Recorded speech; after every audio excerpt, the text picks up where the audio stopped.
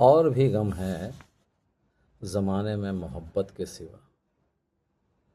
ये कहने वाले हैं उर्दू के बहुत ही उम्दा शायर फैज़ अहमद फैज़। इसके पहले जो शायरी हुआ करती थी वो मोहब्बत के गम में ही अक्सर डूबी रहती थी। तो ये मोहब्बत के गम को और भी गम है ज़माने में कहने वाले उर्दू के एकमात्र शायर है। मोहब्बत के सिवा गम भी है, मतलब और भी गम है मोहब्बत के सिवा। तो ये वही शायर हैं जिन्होंने ये भी कहा था कि बॉल की लब आज़ाद है तेरे। आज मुझे ये फैज़ अहमद फैज़ साहब इसलिए याद आते हैं। मैं ऐसा व्यक्तिगत मानता हूँ कि अभी का जो दौर चल रहा है, इस दौर में लगता है कि बोलना बड़ा जोखिम भरा काम हो गया है। आपको लगता हो या ना लगता हो, पर मैं ऐसा मानता हूँ। तो मेरी इस चिंता के चलते मुझे आज फैज़ अहमद फैज़ साहब याद आ गए। तो देखते हैं उन्होंने अपना लेखन कैसा किया था और क्या किया था। तो मैं इनकी बात करता हूँ कि जब भी बाग बगीचों में या गुलशन और चमन में मस्ती से सराबोर शायरी की जगह धुआं सा उठता दिखे या आग की लपेट से आती दिखाई दे, तो समझ लेना या मान लेना कि ये फैज़ अहमद फैज़ यहाँ मौजूद है। कहने का मतलब है फैज़ ने अपनी लेखनी से कभी समझौता नहीं किया। फैज़ अहमद इनकलाब का पर्याय बन चुके थे अपने समय में। ख़ास रोमानी शायरी में भी उनकी इनकलाबी बातें ही हुआ करती थी और फैज़ की शायरी में ही ये सब संभव हुआ करता था।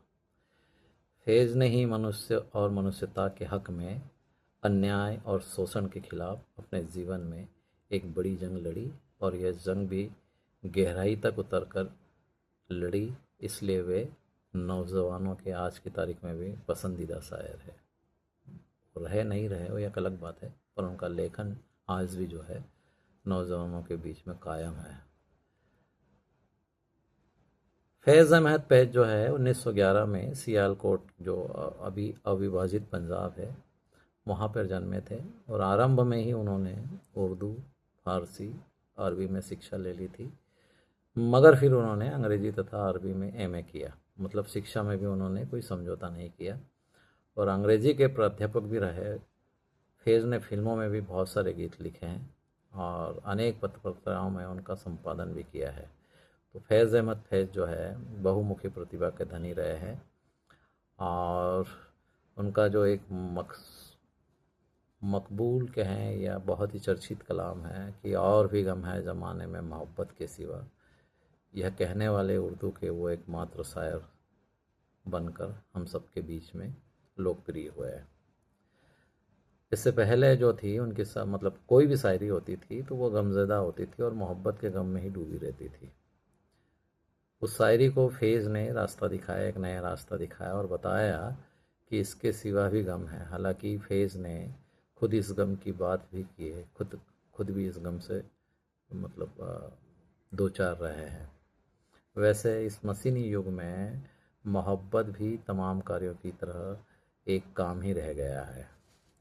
उनकी शायरी की 7 किताबों में नक्शे फरियादी जो 1941 में आई थी और थी दस्ते सबा जो 1952 में आई, और जिंदा नामा, जिंदगी नामा नहीं जिंदा नामा, ये जो थी 1956 में आई थी, और बेफिक्री और हुस्न इश्क में डूबे कॉलेज के खूबसूरत विद्यार्थी के रोमांटिक व्यक्तित्व का आईना है।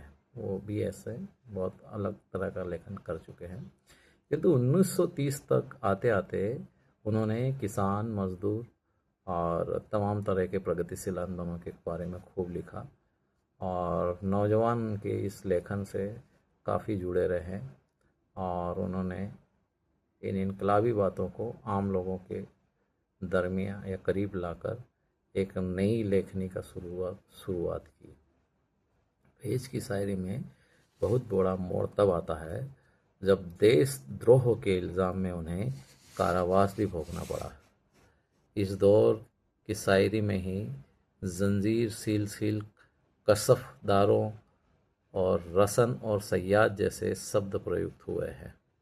पाकिस्तान की फौजी सरकार की तानाशाही और दमन के फलस्वरूप ही शायर कहता है, हम परवरिशे लोह ओ कलम करते रहेंगे, जो दिल पे गुजरी है उसे रकम करते रहेंगे। मगर दुखी जन की पुकार को अपनी आवाज़ मानने वाला शायर खुद ज़िंदगी में भी बहुत अकेला रह गया था। अपनी तन्हाई में भी रकीब से गुफ्तगू करने वाला वो अकेला शायर था जो कहता था, चंद रोज़ मेरी जान सिर्फ चंद ही रोज़, जुल्म की राह में रहने को मजबूर है हम। पर हर बार वो आग और अंगार का शायर यह भी कहता है कि बोल की लब आज़ाद है तेरे, बोल जवां अब तक तेरी है, जबां अब तक तेरी है, तेरा सुतवा जिस्म है तेरा, बोल के जां अब तक तेरी है। फेस की आहों में, आंसुओं में और मजलूमों की आवाज़ में इंकलाब मौजूद रहेगा। ऐसे बहुत कम शायर हुए हैं जिन्होंने व्यक्तिगत रिस्क लेके लोगों के लिए, आम लोगों के लिए कुछ लिखा है।